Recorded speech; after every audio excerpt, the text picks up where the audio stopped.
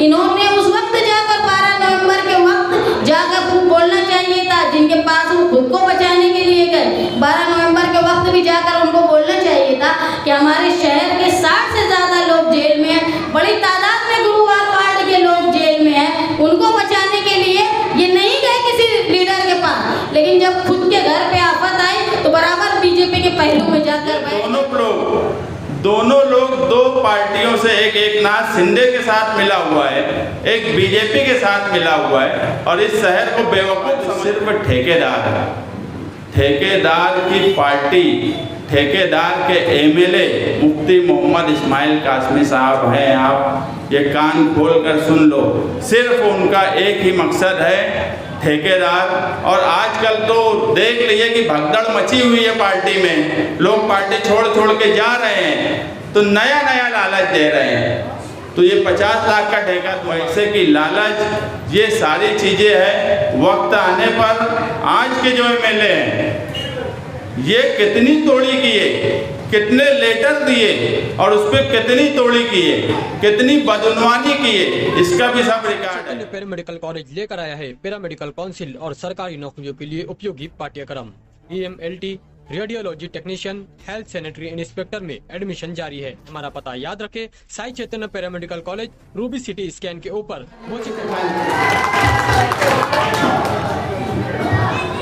आज की मीटिंग के सदर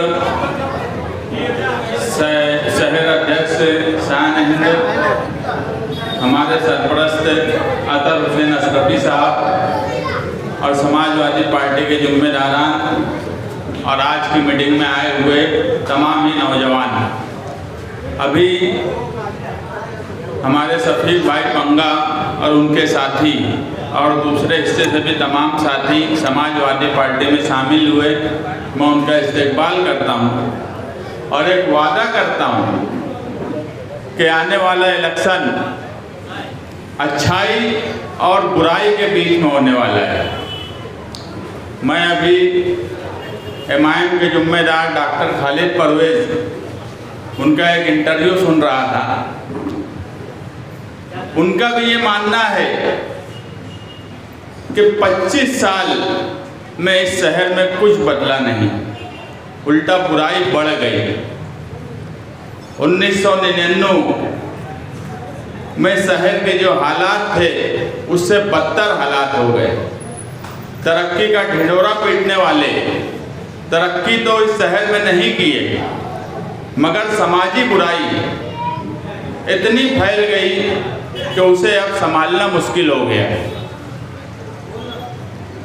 ये समाजी बुराई ऐसी है कि हमारा नौजवान आज सियासी तौर पर दूसरे ही तरफ जाने लगा, जबकि 1999 से पहले इस शहर में सियासी कामकाज करने वाले लोगों को वर्कर कहा जाता था, उन्हें खिदमतगार कहा जाता था कि वो अवामी खिदमतगार है। मगर आज नौजवानों को दूसरी तरफ ले जाया जा रहा है, बुराई की तरफ सियासी तौर पर ले जा रहे हैं। और ये बात MIM के जिम्मेदार भी मान रहे हैं, हम भी देख रहे हैं और शहर भी देख रहा है कि वो अच्छाई और बुराई में वो क्या फैसला करेंगे। ये अच्छाई और बुराई किसी एक लीडर से नहीं है, ये अच्छाई और बुराई एक मिली जोड़ है जो 1999 से शुरू हुई। इस शहर में शेख रशीद साहब और आज आसिफ शेख और मुफ्ती इस्माइल जो आज के मौजूदा MLA हैं, ये इनकी मिली जोड़ ने इस शहर में बुराई को उत्तम दर्जे में पहुंचा दिया है। अगर ये मानते हैं कि ये लड़ाई अच्छाई और बुराई की है, तो अच्छाई और बुराई की इस लड़ाई में हमारी पार्टी समाजवादी की ज़रूरत नहीं है असेंबली इलेक्शन में कि हम असेंबली इलेक्शन लड़ेंगे तो ही इस शहर में जिंदा रहेंगे।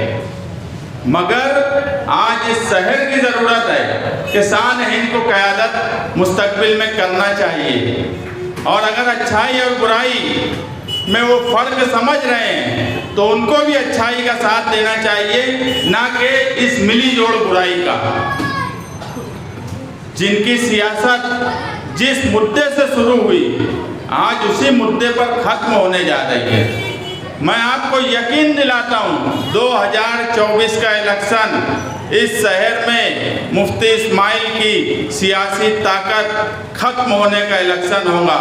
यही शहर का माहौल है, यही शहर की ज़मीनी हकीकत है कि सिर्फ उनकी क़यादत नहीं खत्म होगी, उनका सियासी वजूद खत्म होने की राह पर है। शहर में जो ज़मीनी हकीकत है वो हम ज़मीन पर काम कर रहे हैं, हम देख रहे हैं। सिर्फ तकब्बुर और घमंड की बात करना, शहर को कोई काम नहीं करना। जिस मुद्दे से मैं अभी बोला कि सियासत शुरू हुई संडास से शुरू होकर संडास पर ही खत्म होने जा रही है।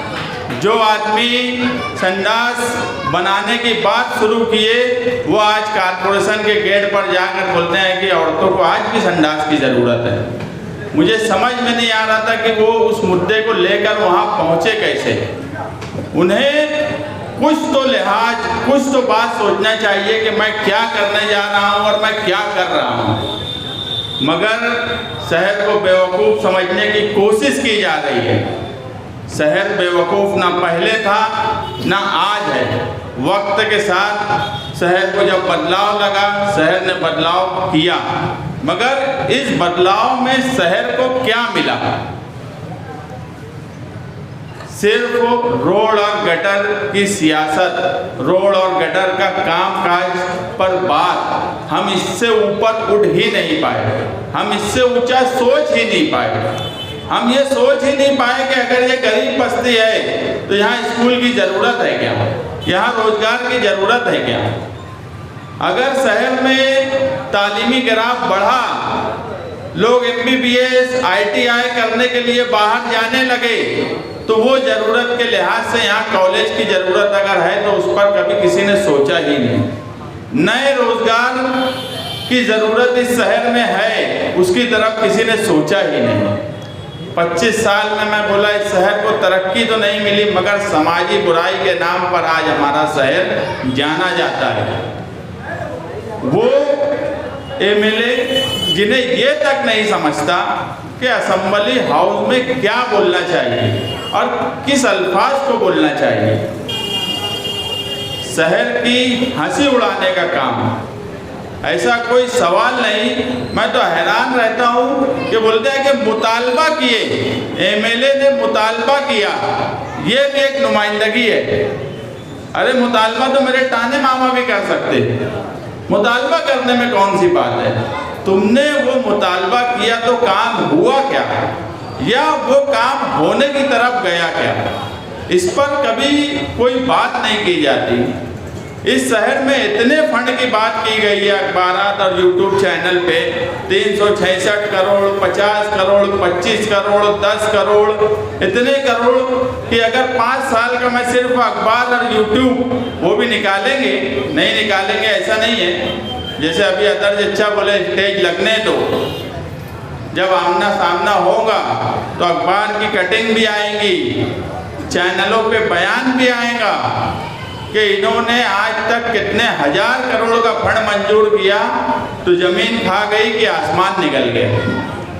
वही स्लैब पर खड़े होकर काम करना, वही गटर की बात करना, वही रोड की बात करना, 4 साल 5 साल पहले का कोई टेंडर है उसका उद्घाटन करना, इलेक्शन आने लगे तो इस तरह का तमाशा बनाना। सिर्फ इस शहर में तमाशा बनाया जा रहा है, शेख आसिफ की तरफ से भी और मुफ्ती इस्माइल की तरफ से भी। हेलीकॉप्टर की बात करने वाले, मैं भी उस दिन रात भर जागा था। कमिश्नर से बात किया, प्रांत ऑफिसर से बात किया रात में 3 बजे। कमिश्नर ने खुद बोला कि यार 27,000 क्यूबिक मीटर पानी अभी यहाँ पर है और 50,000 क्यूबिक मीटर तक भी ये लोग खतरे में नहीं हैं। प्राण साहब से बात हुई, उनका भी यही बोलना था कि वो लोग खतरे में नहीं है, उजाला निकलने के बाद हम लोग क्या आगे करना है। अगर पानी कम हुआ तो वो कोशिश करेंगे, नहीं कम हुआ तो हेलीकॉप्टर मंगाएंगे। और प्राण ने मुझे खुद ये बात बोला कि हम सुबह कलेक्टर से बात करके मंत्रालय से अप्रूवल ले लेंगे और उसके बाद हेलीकॉप्टर हमारे लिए अच्छा ये है कि देवलाली कैंप जो सेंटर है वो बहुत करीब है, तो फ़ौरन हेलीकॉप्टर आ जाएगा। वहाँ पर कुछ लोग बैठे थे जो मुझसे मुसलसल राब्ते में थे, एक ही फ़ोन से कई लोग बात कर रहे थे।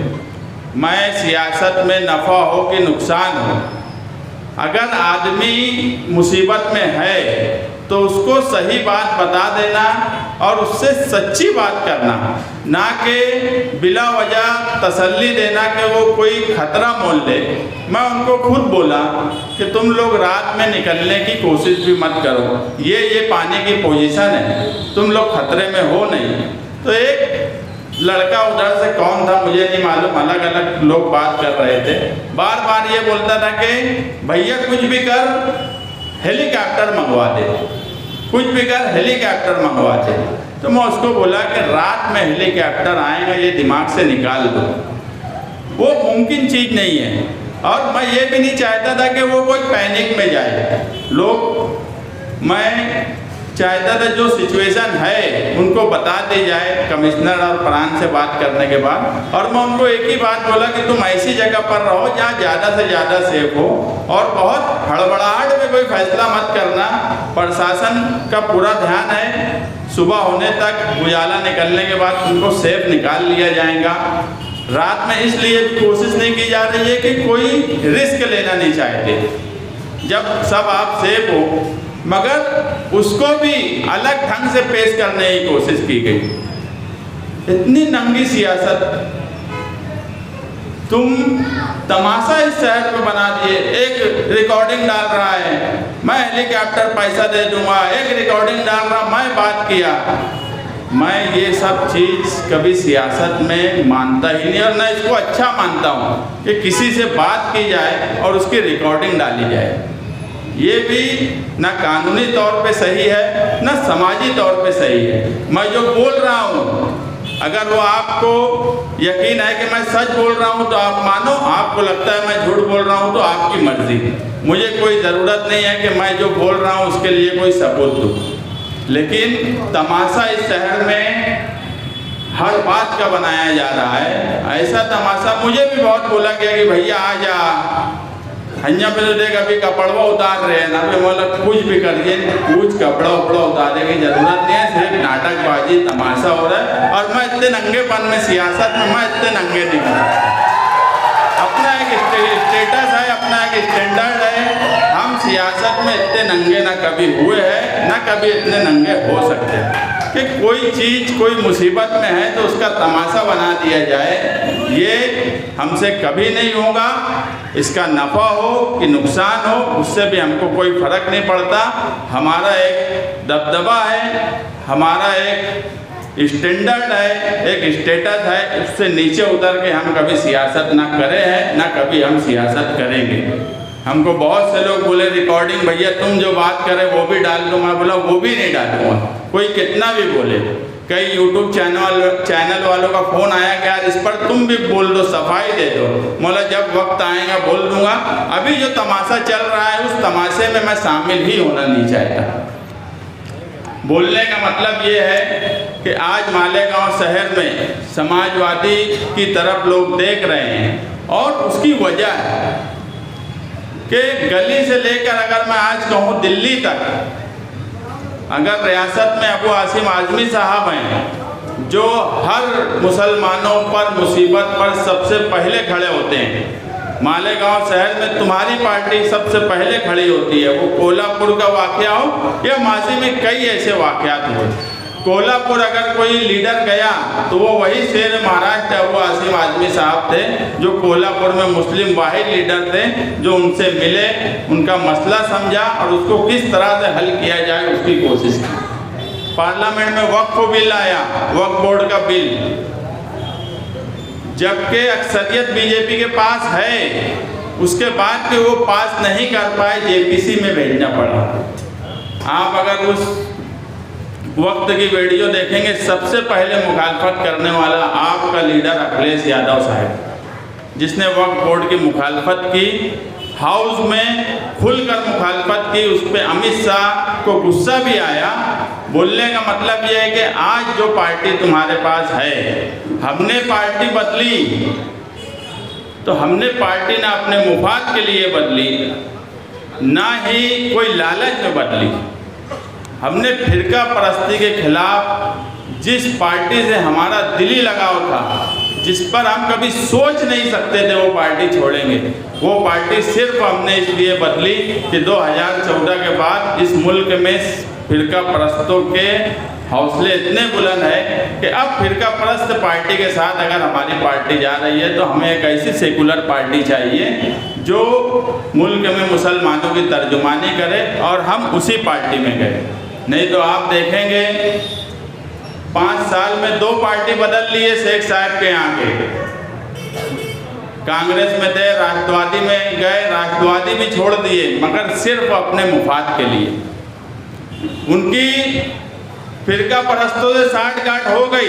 अब डायरेक्ट तो जा नहीं सकते, तो अब इनडायरेक्ट, सीधे नहीं खा रहे हैं तो उल्टी तरफ से खाने की कोशिश कर रहे हैं, फिरका परस्तों का साथ देने की कोशिश कर रहे हैं। जो कह रहे हैं कि आज़ाद लड़ना मतलब यतीम बगैर बाप के, मुझे मुनासिब नहीं लगता ऐसे जुमले इस्तेमाल करना। जो बार बार पार्टी बदलते हैं सिर्फ अपने मुफाद के लिए, उनको क्या नाम देंगे? ये भी तो शहर देख रहा है कि तुम पार्टियां हर 5 साल में, जब से तुम्हारी सियासत शुरू हुई, सिर्फ पार्टी बदले, ना शहर का कोई फ़ायदा, ना आवाम का कोई फ़ायदा, ना शहर में कोई दबदबा रखे, ना फिरका परस्तों को कभी कोई जवाब दिए। ये भी फिरका परस्तों के साथ ही साठगांठ, एक दादा भूसे के साथ साठगांठ करके रह रहे हैं, एक बीजेपी के साथ साठगांठ करके रहे हैं। हम ही है वाहिद जो फिरका परस्तों में, तो मंत्री कितना भी बड़ा हो, अगर वो हमको कहीं रोड पे भी मिले तो हमने जो शहर की ज़रूरत थी उनके मुंह पे बोला। हम ना कभी जी हुजूरी किए, हम ना कभी ये सोचे कि ये बहुत बड़े मंत्री है तो हमारा कोई नुकसान कर देंगे। हम इस शहर की नुमाइंदगी हमेशा से दबदबे के साथ किए हैं और दबदबे के साथ ही करते रहेंगे।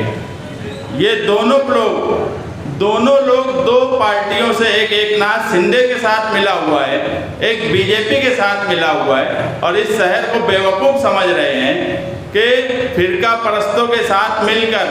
तुम देखेंगे कभी ये लोगों ने इस शहर में फिरका परस्ती के खिलाफ कोई भी दोनों में से, मुझे बताओ, गढ़ की यात्रा में इन्होंने कोई बात बोली? ना शेख आसिफ ने बोली, ना मौजूदा आमदार ने बोली। हाँ, तनकीद करेंगे कि वो नहीं बोले, अरे तुम भी कुछ नहीं बोले थे। MSG कॉलेज का इतना बड़ा वाकया हो गया, उस पर कभी ये कुछ नहीं बोले। इनकी साठगांठ हमेशा फिरका परस्तों से रहती है।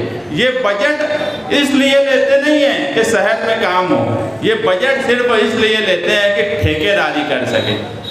अगर शहर की ज़रूरत के लिए अगर ये बजट और कोशिश करते तो आज शहर कहीं ना कहीं तरक्की याफ्ता दिखता या हमें महसूस होता। सिर्फ ठेकेदारी, पैसा कमाना, पैसे की लालच, ये सारी चीज़ें हैं। वक्त आने पर आज के जो MLA हैं ये कितनी तोड़ी किए, कितने लेटर दिए और उस पर कितनी तोड़ी किए, कितनी बदनवानी किए, इसका भी सब रिकॉर्ड है। और ये मालेगांव शहर भी जानता है कि मुस्तकीम डिग्निटी अगर कोई कागज़ निकालता है तो इसको शहर भी मानता है, और वो कागज़ जब निकलता है तो सबकी सिट्टी बिट्टी गुम हो जाती है। तो मौजूदा आमदार भी ध्यान रखें, अभी जलसा होने वाला है, वक्त है इलेक्शन का, और करीब वक्त आने दो। जिन्होंने मस्जिद, मदरसा, कब्रस्तान नहीं छोड़े, ऐसे रिकॉर्ड के साथ जब अवामी अदालत में हम रखेंगे तो मुझे नहीं लगता कि इनको बताने के लिए कहीं मुंह रहेगा। क्योंकि आज तुम देखेंगे इनके आसपास अब कोई पार्लियामेंट्री बोर्ड नहीं है, शहर के ऐसे लोग नहीं हैं जो शहर की भलाई चाहते, ऐसे लोग उनके साथ थे 2007 और 9 की उनकी सियासत शुरू हुई तो शहर के ऐसे ही लोग थे जो शहर की फिक्र में उनके साथ आए थे। आज उनके आजू बाजू सिर्फ ठेकेदार हैं। ठेकेदार की पार्टी, ठेकेदार के एमएलए मुफ्ती मोहम्मद इस्माइल कासमी साहब हैं। आप ये कान खोल कर सुन लो, सिर्फ उनका एक ही मकसद है, ठेकेदार। और आजकल तो देख लीजिए कि भगदड़ मची हुई है पार्टी में, लोग पार्टी छोड़ छोड़ के जा रहे हैं तो नया नया लालच दे रहे हैं। तुझे 50 लाख का ठेका दूंगा, तुझे 1 करोड़ का ठेका दूंगा, तुझे 2 करोड़ का ठेका दूंगा कि कैसे भी लोग रुक जाएं। मगर आप देखेंगे लोग मुसलसल समाजवादी में आ रहे हैं, समाजवादी पार्टी को मजबूत कर रहे हैं। आने वाला इलेक्शन बदलाव का इलेक्शन है। इस 25 साल की मिली जोड़ जो ना इस शहर की तरक्की के लिए कुछ किए, ना इस शहर की समाजी बुराई ख़त्म करने के लिए कुछ किए, ऐसी मिली जोड़ को शिकस्त देने का वक्त बहुत जल्द आने वाला है और ये शहर बदलाव चाहता है। आप उस बदलाव के लिए तैयार रहें। इतना ही कहकर मैं अपनी बात खत्म करता हूँ। गुरुवार वार्ड के जिम्मेदारान, हमारे बुजुर्ग हजरात अतर चचा बोल रहे थे कि एहतशाम भाई ने कहा है कि जवानों के लिए, मैं ये महसूस करती हूँ जब तक बुज़ुर्गों का साया सर पे नहीं होता, जब तक बुज़ुर्ग अच्छे मशवरे नहीं देते, तब तक जवान रास्त पर नहीं काम कर पाता। अगर कोई फैसला नौजवान करता है तो उसको ये लगता है कि जो फैसला मैं किया हूँ वो सही है, लेकिन जब वो सरपरस्त से पूछता है, किसी बुजुर्ग से पूछता है, तजुर्बेकार से पूछता है, तो वो बताते हैं कि इस तुम्हारे फैसले के साइड इफ़ेक्ट क्या है। तो आप लोग अधर चचा और ऐसे जिम्मेदारान यहाँ बैठे हुए हैं, आप लोग हमको राह रास्त पर लाते हो। आप लोगों के मशवरे के बगैर नौजवान, चाहे वो मैं हूँ, चाहे मुस्तकीम हो, चाहे एहतशाम भाई हो, चाहे यहाँ मौजूद शाहिद भाई हो, मोहम्मद भाई हो, हम सब आपके मशवरे के बगैर अधूरे हैं। इसीलिए आप कभी अपने आप को रिटायर्ड मत समझना, आप लोग हमारे लिए बहुत कीमती हैं। आप यहाँ आए हुए तमाम लोग जो पार्टी में शामिल हुए हैं और आप साथियों, गुरुवार वार्ड में बहुत जल्द दोबारा बोलने का मौका मिला। इंशाअल्लाह आप लोग अभी देख रहे हो कि शहर में सियासी पार्टी तब्दील करने का सिलसिला चल रहा है और गुरुवार वार्ड को अपनी मिल्कियत समझने वाले लोग भी कहीं ना कहीं जाकर बीजेपी के पहलू में जाकर बैठ गए। तो मेरी गुरुवार वार्ड वालों से ये दरख्वास्त है कि वो ये बात उनसे पूछे कि आप जाकर बीजेपी और ऐसे लोगों के साथ जाकर बैठ रहे हो जो मुसलसल मुसलमानों को, अक़लियत को और दबे कुचले लोगों को कानूनी तौर पर परेशान करने का काम करते हैं। तो हम आपको अपना वोट बैंक जो है आप हमको समझ रहे हो, ये समझना बंद कर दो। हम कहीं भी जाकर ऐसे बीजेपी के गुलामों के साथ नहीं रहेंगे, ये आप लोगों का काम है उनको बताया जाए।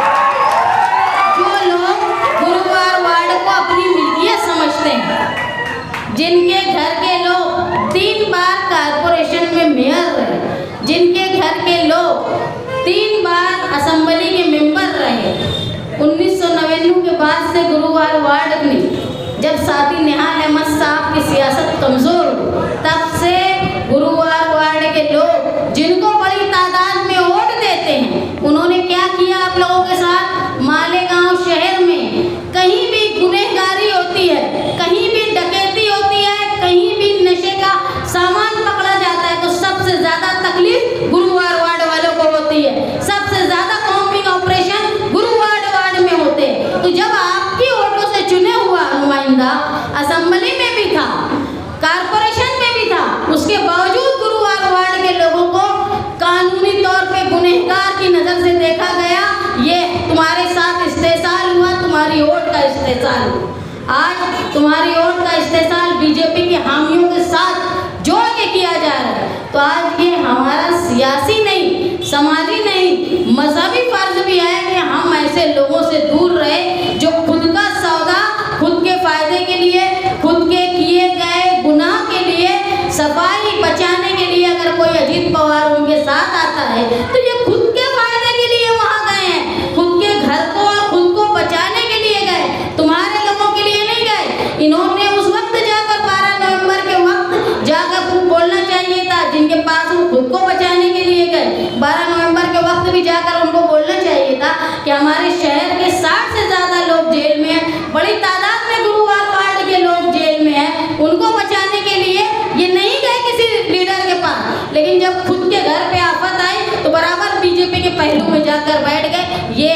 सियासी खुद का फायदा उठाने वाले लोग।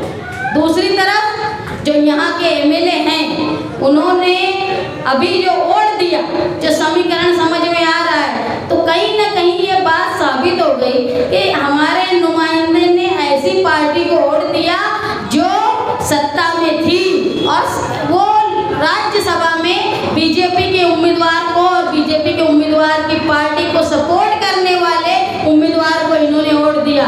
तो ये तुम्हारी कौम मिल्लत के लिए नहीं किया, अपने जाती फायदे, माली फायदे के लिए किया।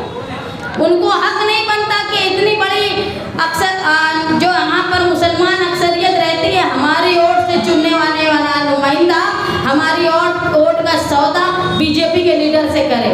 आज राज्यसभा में अगर बीजेपी की सीट ज़्यादा हो जाएगी तो क्या होगा? अभी एक वक्फ का बिल आया है जो मस्जिद, मदरसे, कब्रिस्तान की जगह लोग अपनी जगह अपनी मर्जी से वक्फ करते हैं दीनी काम के लिए, उसके ऊपर भी हुकूमत, बीजेपी हुकूमत नज़र रखेगी।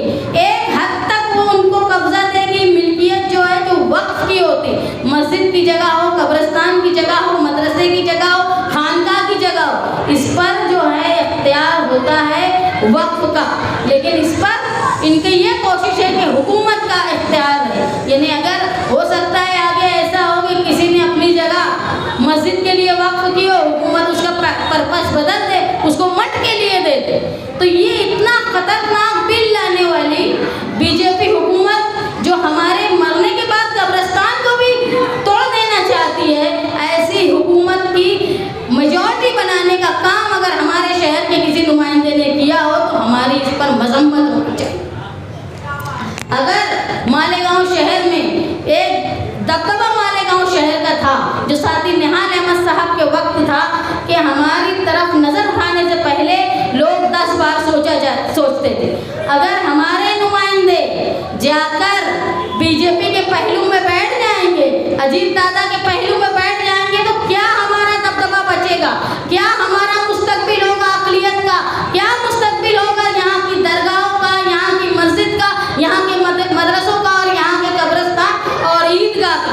एक ईदगाह की मिसाल आप लोगों के सामने है कि माजी में जब ईदगाह पर वो जॉगिंग ट्रैक बनाने की बात आई, हमने बहुत कोशिश की लेकिन उसको रोक नहीं पाए। उसकी वजह थी कि कहीं ना कहीं हमारी सियासी समाजी दबदबे की कमी थी। अगर हम होश में नहीं आए, जैसा धर चच्चे ने कहा कि पूरी तरह सियासी सोचने वाला आदमी, सियासी सोच का मतलब ये होता है जो मजहबी लोगों के बारे में भी सोचता है, जो सियासी लोगों के बारे में भी सोचता है। और अगर कोई हुकूमत तुम्हारे खिलाफ फैसला करती है, कोई बिल लाती है, तो इतनी अक्ल लीडर को होनी चाहिए कि इसके फायदे और नुकसान समझ सके। लेकिन यहाँ माजरा ऐसा है कि मेरा फायदा, मुझको क्या मिलता है, यही सोचने का काम यहाँ के मुकामी लीडरान कर रहे हैं। मेरी शहर के लोगों से अपील है कि जो ये शहर का नाम है मस्जिद और मीनारों का शहर, अगर हम अपनी वोट देने में दलालों को वोट देते रहे तो ये समझ लो हमारी मस्जिदें, हमारे मदरसे सब खतरे में होंगे और जिम्मेदार वोट देने वाला होगा। मैं इस मीटिंग से इस बात का ऐलान करती हूँ कि आने वाले असेंबली इलेक्शन में हर हाल में समाजवादी पार्टी के टिकट पे निहाली सोच का नुमाइंदा इलेक्शन लड़ेगा। और मैं न सिर्फ निहाली सोच बल्कि इस जगह के मालेगांव शहर के हर तबके के, औरतों के, मर्दों के, मजहबी लोगों के, जो लोग दबे कुचले मालेगांव शहर में आकर बसे हुए हैं, जिनको बसाने का काम साथी निहाल अहमद साहब ने किया, उनको अपने घर का मालिक बनाया। जो लोग मालेगांव शहर में आज भी परेशान हैं, जो लोग बसे हुए हैं और खरीद कर जगह, लेकिन वो लेआउट पिनशेती की एक मुसीबत में फंसे हुए हैं, इंशाअल्लाह निहाली नुमाइंदा अगर इस जगह से असेंबली में चुन के जाएगा तो हमारा पहला मकसद ये होगा कि लोगों को अपने घर का मालिक बनाया जाए। और जो मुसीबत कारपोरेशन काम नहीं करती, इसलिए काम नहीं करती कि तुम्हारा लेआउट पिनशेती नहीं है। साथ ही निहाल अहमद गुंठेवार के वास्ते जगह जगह बस्तियों पर जाते थे, लोगों को बोलते थे कि गुंठेवार का कानून पास हो जाए, तुम अपना पट भरो, लेकिन लोगों ने कोताही की। इंशाअल्लाह अगर हमारे पार्टी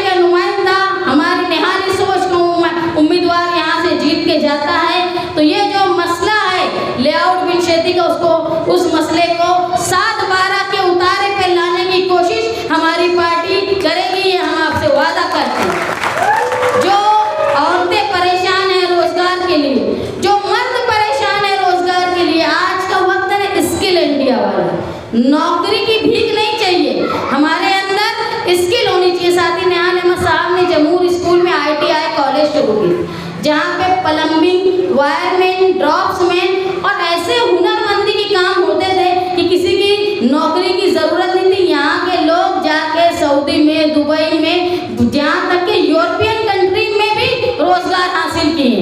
तो ये ऐसी सोच का गुरुवार वार्ड के लोगों के लिए और मालेगांव शहर के लोगों के लिए हम लोग काम करेंगे, ताकि एक जो गुनहगारी की तरफ एक बदनाम कर दिया गया है गुरुवार वार्ड को, वो खत्म हो और यहाँ के लोग रोजगार करें और माली तौर पे हलाल रोजी की तरफ गामजन हो, इसकी कोशिश हम लोग करेंगे। अतर चचा अभी मुसैम बोल रहे थे कि शेड उतारने की बात आई, तो मुझे एक नौजवान पूछने लगा कि साथी निहाल अहमद साहब ने जब गणपति के लिए डेकोरेशन की दीवार बनाए थे लोगों ने, तो साथी निहाल अहमद साहब ने उसको लात मार के तोड़ा था और अपने कांधे पर ताजिया को लेकर गए थे। तो वो पूछ रहा था मुझसे कि उस वक्त भी साथी निहाल अहमद साहब ने शर्ट उतारी थी। तो मैंने उससे कहा कि भाई यहाँ बुजुर्ग लोग बैठे हैं, मैं तो शायद पैदा भी नहीं हुई थी उस वक्त, उनसे पूछ लो। लेकिन जो आदमी साथी निहाल अहमद साहब ने सरपसंदों को खिलाफ जब दीवार पे लात मारी थी तो अपने कांधे पे ताजिया लेकर गए थे, वो वजह ये थी कि अगर उस वक्त उसको ताजिए को रोक दिया जाता तो समझ लो आज तक वो रास्ता बंद करने का एक रिवाज कायम हो जाता। और साथी निहाल अहमद साहब ने भले ही एक जमात ताजिया को मानती हो, दूसरी जमात नहीं मानती हो, लेकिन इसके बावजूद मैंने एक वाकया सुना था कि जब ताजिए के जुलूस पे पाबंदी लगी दिल्ली में, तो फला देवबंदी मौलाना ने अपने कांधे पर ताजिया उठाई। लोग उनको बोलने लगे कि तुम तो ताजिया मानते नहीं हो, तो तुम ताजिया कैसे उठा रहे हो अपने कांधे पे? तो उन्होंने कहा मैं मानता हूँ या नहीं मानता हूँ ये दूसरी बात है, लेकिन दूसरी समाज, दूसरी जात के लिए ये ताजिया मुसलमानों की पहचान है, निशान है। अगर ये नहीं उठेगा तो ये लगेगा कि मेरी कौम बुज़दिल हो गई, इसलिए मैं अपने कांधे पे उठा कर लेकर जिसको जो करना है। साथी निहाल अहमद साहब ने भी अपने कंधे पर लेकर गए, अगर वो शायद नहीं ले जाते तो ये रिवाज टूट जाता उस तरफ से जाने का। अगर मालेगांव शहर में हर वक्त सरपसंदों ने कोशिश की है कि हमारे यहाँ के मुसलमानों को दबाने की कोशिश की जाए, साथी निहाल अहमद साहब ने हमेशा उनको जवाब दिया, रोकने की कोशिश की। और मैं मानती हूँ निहाल साहब की सबसे बड़ी ताकत गुरुवार वार्ड थी। यहाँ के जियारे लोग थे, यहाँ तक कि मुझे जो मालूम पड़ा कि जब 1975 में साथी निहाल साहब जेल में थे, तो कई गुरुवार वार्ड के लोग उनके साथ इमरजेंसी में जेल में थे। मैं नहीं मानती कि दूसरे इलाके के लिए इतना बड़ी बात होगी जो इतने जियाले लोगों को साहब ने अपने करीब रखा था। तो मैं आप लोगों से दरख्वास्त करती हूँ कि गुरुवार वार्ड को जो हिस्ट्री शीटर्स, गुनहगार, नशे में लिपटा हुआ, सट्टा और जुए के नाम से शहर में कानूनी रिकॉर्ड में मजबूत कर दिया गया है, उसको खत्म करने का काम तुम हमारे साथ मिलकर अपनी रोशन सोच करके, तालीम याफ्ता होकर और अच्छे लोगों का साथ करके, क्योंकि तुम ऐसे लोगों के साथ रहे अभी कुछ सालों से जिनका खुद का रिकॉर्ड अच्छा नहीं, वो तुमको क्या बचाएंगे जो अपने घर को बचाने के लिए इसके उसके कदमों में पार्टी बदलने के लिए जिनको बार बार मुंबई जाना पड़ रहा।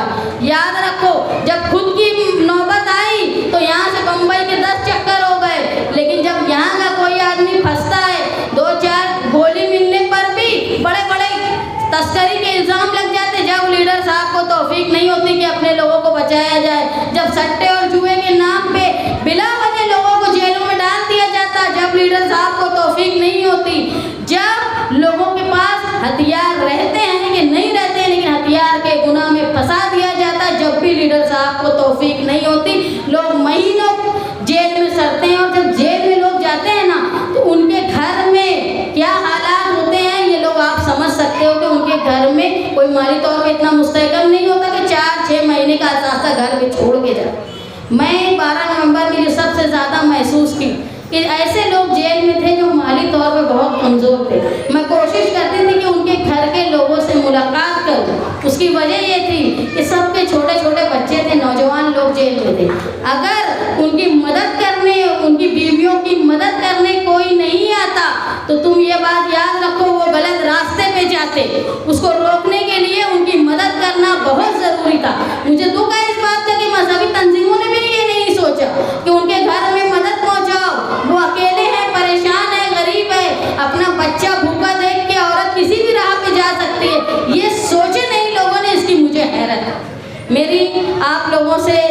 दरख्वास्त है कि आप आने वाले इलेक्शन में तमाम झूठे वादे करने वालों को, आपने किसी को 10 साल, किसी को 15 साल देख लिया है। अब वक्त है तब्दीली का, अच्छी तब्दीली का वक्त है। जिस तरह की तारीख रही है हमारे शहर की कि हमने न सिर्फ मालेगांव बल्कि पूरे हिंदुस्तान को तहरीक की राह बताई है, उसको कायम रखते हुए आने वाले इलेक्शन में समाजवादी पार्टी के निहाली उम्मीदवार का साथ देकर हमारे ताल्लुक से जो गलतफहमियां हैं हमारे इलाके के ताल्लुक से उसको खत्म करें। और ये मामला सिर्फ मालेगांव का नहीं है, मालेगांव से लेके जो मुस्तकीम ने कहा कि मालेगांव से लेके दिल्ली, बम्बई और बम्बई से लेके दिल्ली तक तुम्हारे लीडर हैं जो मुसलसल तुम लोगों के बारे में सोचते हैं। इसलिए ज़रूरी है हम जब तक खुद के अंदर तब्दीली लाने का नहीं सोचेंगे, खुद को सुधारने का नहीं सोचेंगे, कोई कौम सुधर नहीं सकती। इसलिए मौका है आप लोगों के पास इलेक्शन में, जिसने आपके साथ जैसा सलूक किया उनको वैसा जवाब दो। और खास तौर पे बताओ कि हम परेशान भले ही हो, लेकिन हम बीजेपी